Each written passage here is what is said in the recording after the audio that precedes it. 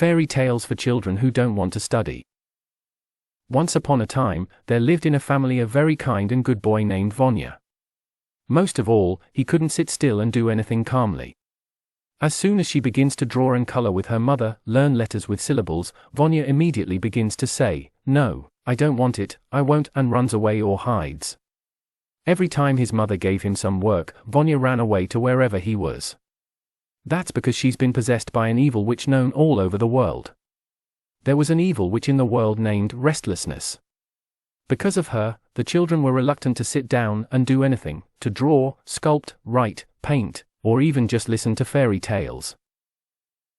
And one day Vanya was walking in the park with her mother. They sit on a bench, eat ice cream, and begin talking about how Vanya and her mother are going to decorate and study letters when they get home.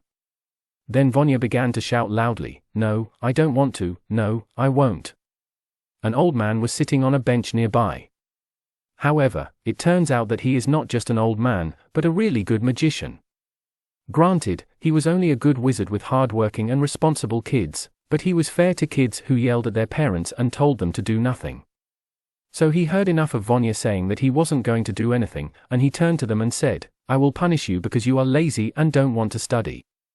Every time you are offered to play catch, hide and seek, play with toys, or eat ice cream, you will refuse everything and say, 'I don't want to do it, I won't do it.'" And then it disappeared. Of course, Vanya did not believe all this and returned home with her mother.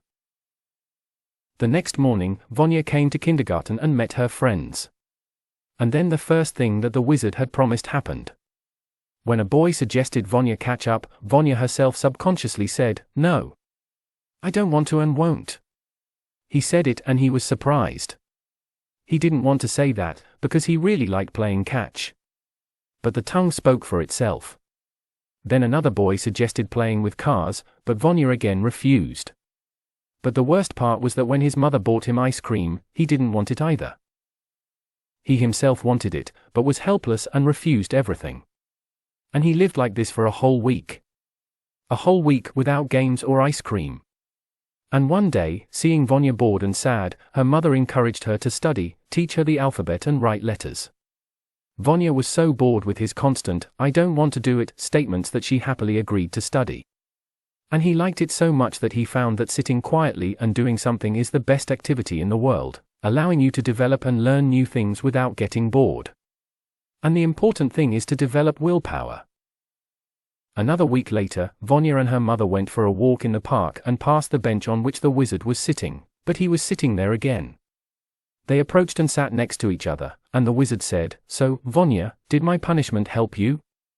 "It helped," says Vanya. "Now I am a mother, I can sit calmly next to it and study calmly. I almost learned to read and write syllables. And I really like everything, I just want ice cream, hide and seek, but my tongue itself says, 'No, I want to, I won't.'"